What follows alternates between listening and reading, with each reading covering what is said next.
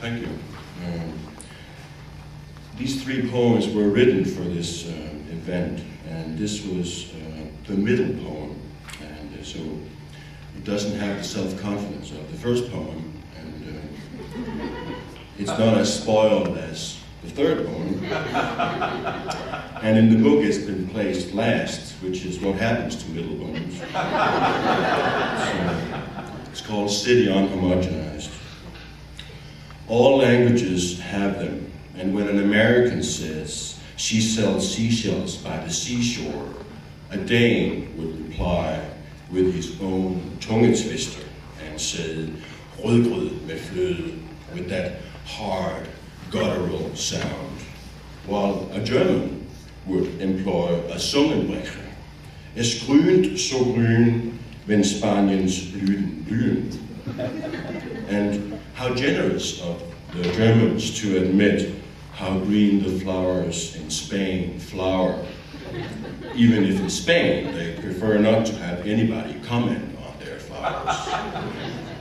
They say, mi mama, mi mima, y yo mimo a mi mama. And it's true in many cases that my mother spoils me and I spoil my mother. And trust me, we have most cases here in everyone's favorite city.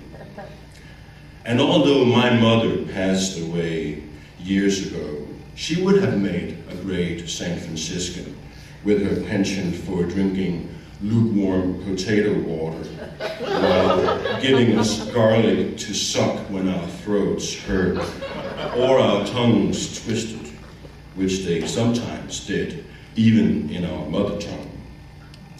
And I don't think my mother would have been surprised to find me here by the seashore, where everybody is a minority, even the radical vegans of San Francisco, who put nothing in their mouth except each other. But that's just one way of life.